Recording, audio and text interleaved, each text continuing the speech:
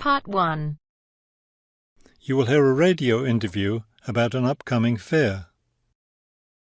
First, you have some time to look at questions 1 to 4.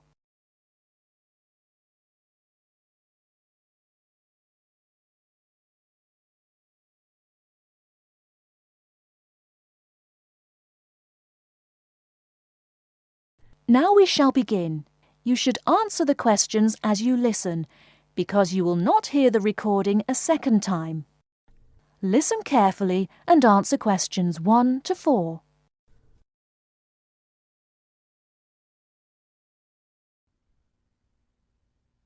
Good afternoon and welcome to City Hour, the radio show that brings you all the latest information about events in and around our city. Today we have with us Cynthia Smith, who is heading up this year's City Fair. Cynthia, would you start by giving us some of the basic information about the fair? Where will it take place this year? I'm glad you asked that question because I know most people will be expecting the fair to be at the fairgrounds as usual, but we've had to change the location this year due to some construction work. You know, they're building the new high school in that neighbourhood and they've been using the fairgrounds as a place to store construction materials. So we've moved the fair to City Park, which I think is a wonderful location. Yes, that will be a great place for the fair. I understand that the fair begins on Friday morning with a special opening event. Actually, it won't begin until that evening, but you're right about the special event. Traditionally, we've begun with a parade, but this year our opening event will be a special dance performance. And the most exciting part is that the mayor will be one of the dancers. The mayor is a woman of many talents. Cynthia, could you tell our listeners about the price of admission? What will it cost to attend the fair? We're trying to keep the price down as much as possible. A 3-day pass is just $25, or you can buy a Saturday or Sunday only pass for $15. The opening event on Friday, the dance performance, doesn't cost anything to attend, and we're hoping a lot of people will come to watch that.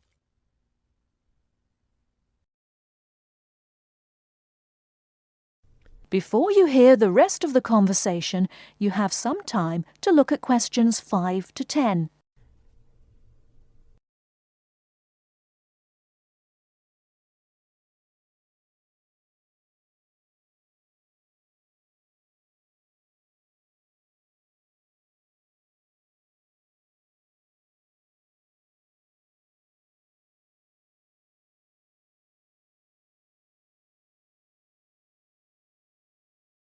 Now listen and answer questions 5 to 10.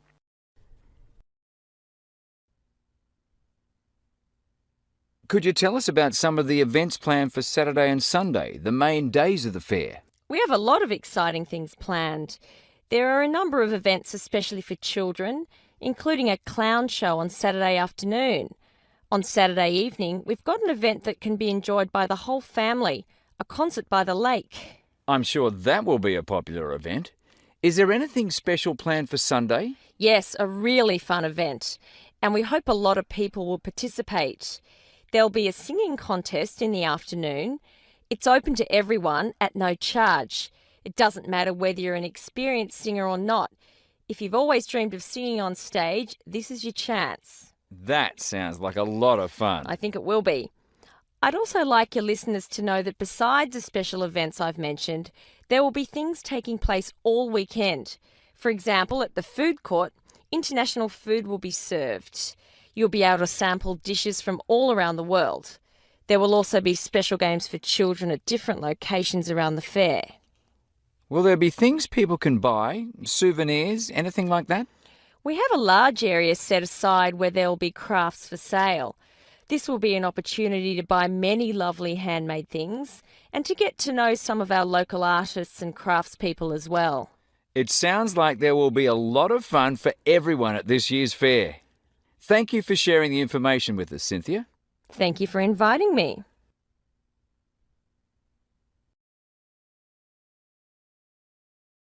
That is the end of part 1. You now have half a minute to check your answers.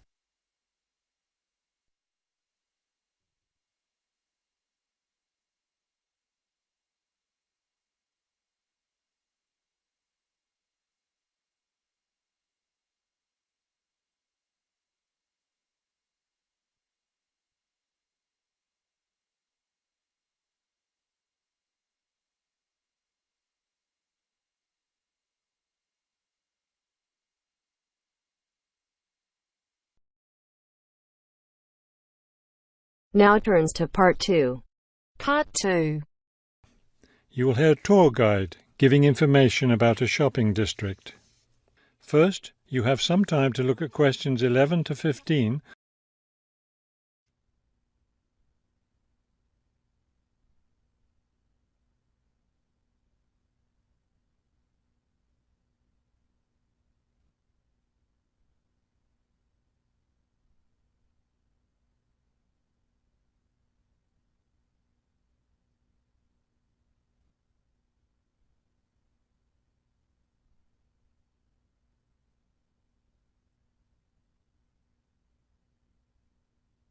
As you listen to the first part of the talk, answer questions 11 to 15.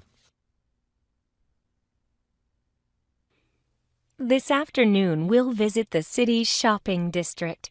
Several blocks in the area are closed to car traffic, and I know you'll enjoy walking around there. I'd like to give you an overview of the district now, since you'll be on your own once we get there. You'll see on this map here that the shopping district consists of two streets, Pear Street, which runs north and south, and Cherry Street, which crosses Pear Street right here. Let's start our tour here on Pear Street, where the star is. This star marks the Harbor View Bookstore. It's very popular among locals as well as tourists. You can buy a range of books of local interest, as well as a variety of magazines and newspapers. It's directly across the street from the city library, which is also worth a visit. It's in one of the oldest buildings in the city and contains, among other things, an interesting collection of rare books. Now, moving up Pear from the bookstore toward Cherry, the next building on the left is the Pear Cafe. You'll notice it's right on the corner of Pear and Cherry Streets. It's a great place to relax while enjoying a delicious cup of coffee or tea. You can talk with friends or read quietly.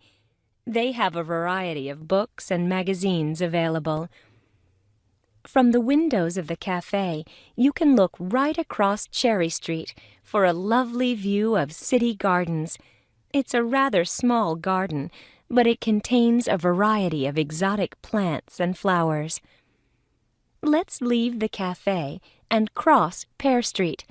On the opposite corner, we're at Caldwell's Clothing Store, which you might also want to visit. They sell both men's and women's fashions from countries around the world. Continuing down Cherry Street, the next building on the right after Caldwell's is the souvenir shop. Stop in here to get maps and books about the local area, as well as t-shirts and postcards with pictures of the city. Now, we cross Cherry Street and we're at the Art Gallery, one building down from the corner. Here you can see, and of course purchase, many fine paintings and sculptures by local artists. Let's keep going down Cherry Street toward the harbor. On the left, right after the gallery, is Harbor Park. It's a lovely place, and it's certainly worth spending some time there. Before you hear the rest of the talk, you have some time to look at questions 16 to 20.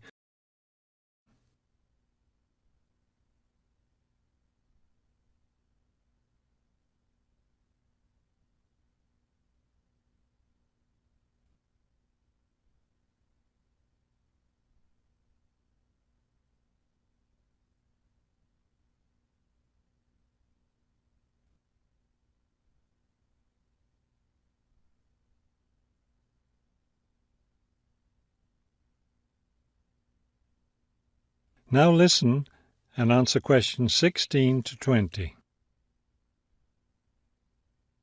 Harbor Park was built on land donated to the city by Captain Jones, a lifelong resident of this city. Captain Jones designed the park himself, and it was built in 1876. Exactly in the center of the park, a statue of Captain Jones was erected, and it's still standing there today. It shows Captain Jones on the bow of his ship. After viewing the statue, you can follow the path that goes through the woods just behind. It will lead you to a lovely garden, in the middle of which is a fountain. This is a nice place to enjoy a few quiet moments. If you still feel like walking, continue on to the far end of the garden. There, you'll find a wooden staircase, which will take you down to the harbor. You might enjoy the view of the boats from there. There's also a walking path along the water, which will eventually bring you back up to Cherry Street. You can see that there's plenty to do in this part of the city. The bus leaves at 1:30. That is the end of part 2. You now have half a minute to check your answers.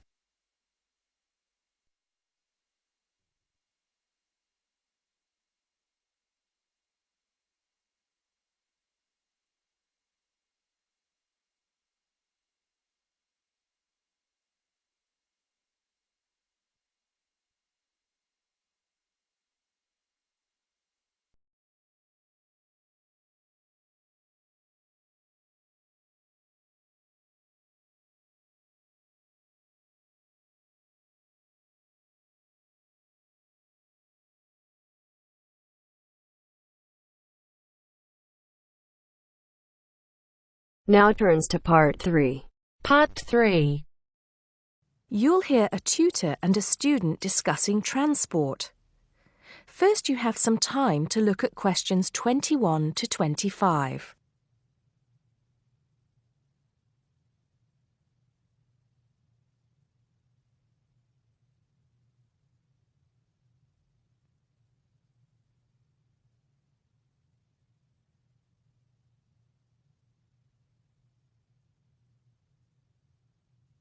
Now listen carefully and answer questions 21 to 25.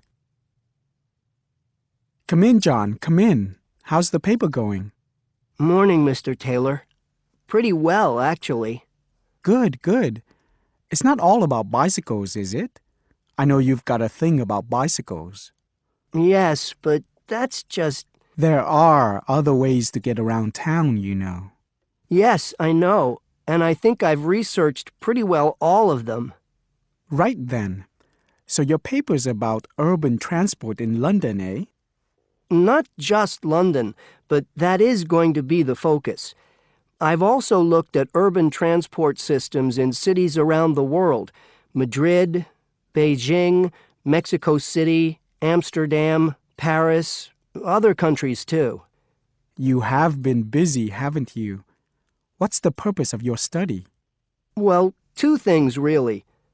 I want to see if there are more efficient ways of organizing urban transport systems while cutting down on traffic congestion, and of course pollution, and to find ways of encouraging people to use public transport instead of their cars. Let's start with that then, with cars. I think you'll have a hard time thinking of ways to persuade people to swap their cars for a crowded bus or underground train. They're convenient, comfortable, faster, and sometimes they're a status symbol too. Okay, I agree that cars will probably always be the most popular means of transport, but there are ways to cut down the number of people who bring their cars into the city. It's a problem that affects every big city, and several methods have been tried. I know, as I've found to my cost. When I go into London, which I do 2 or 3 times a week, I have to pay £5 to get into the city centre. Has your research thrown up any more places where they do this? Oh, yes. Apart from London, there's Oslo, Stockholm, Singapore. Now, there, in Singapore, they've got it really organized. They've imposed a tax on all roads leading into the city center, and they have electronic sensors that identify each car, and then debit a credit card belonging to the owner. Before you hear the rest of the conversation, you have some time to look at questions 26 to 30.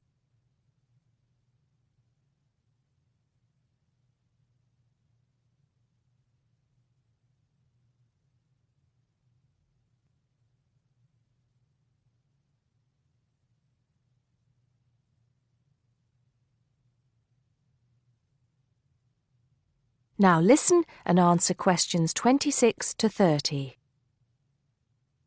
And other cities, instead of charging motorists to come into the city center, have tried other measures. Such as? Well, in Athens, cars are only allowed to go into the city center on alternate days, depending on their license plate number. In Bogota and some other Latin American cities, such as Quito and Sao Paulo, they've developed what is called a BRT system. A what? A BRT system, a bus rapid transit system. People leave their cars outside the city and take buses, which have special express lanes into and through the city. It's been so successful that they're trying it out in Mexico City, Beijing, Seoul, and Taipei. And other cities are pedestrianizing more and more areas of the city center. I see. How have these measures affected traffic congestion and pollution levels? In most cases, it has led to a reduction in the number of cars entering the city center. Certainly in Singapore, where it's now much easier to move around the city and the air is much cleaner than most other cities in that part of the world. London, too, I believe. I can give some facts and figures if you like. Please do. In the first year after the tax was introduced, the number of people using buses to get to the city center rose by 38%. Really? 38%? Incredible. Yes, and the number of cars entering central London dropped by about 18%. There's more. The number of people using bicycles and mopeds went up 17%. I knew we'd get to bicycles at some point. Well, yes. In the city, the bicycle has a lot going for it. You can avoid traffic jams, there are no parking problems, they don't pollute, they're cheap to run, and they don't cost very much. Oh, and here's another fact for you. You can fit 20 bicycles in the space needed to park one car. Well, I never. But I can't see it catching on. Besides, we seem to be getting off the point. Not at all. China, Japan, and Holland have all integrated bicycles into their urban transport systems. In Holland and Japan, they've got special parking areas for commuters who get to the station by bike. And Japan has even built multi-story parking facilities for bikes close to railway stations. Then look at America. In New York, delivery services use bicycles because they can deliver messages and small parcels far more quickly and at much lower cost than cars or vans. Even the police use bicycles. In fact, in about 80% of the towns in America where the population is around 500,000, the police regularly patrol on bicycles. And they have proved to be effective because they can reach the scene of an accident or crime faster and more quietly than officers in patrol cars, making a lot more arrests per officer. Well, you do know your bicycles, don't you?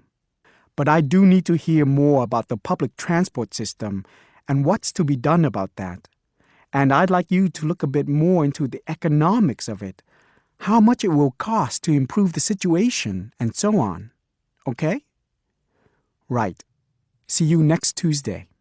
Yes, next Tuesday. Bye, Mr. Taylor.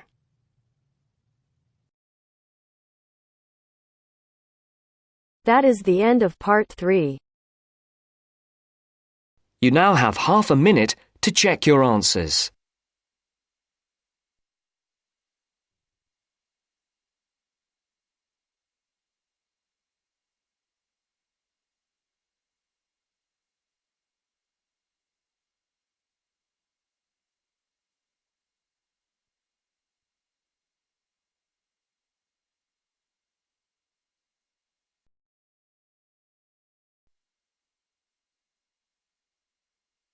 Now turns to Part 4. Part 4. You're going to hear a lecture on some useful information for your travelling around Britain. Listen to the first part of the lecture and complete the notes below. First, you have some time to look at questions 31 to 40.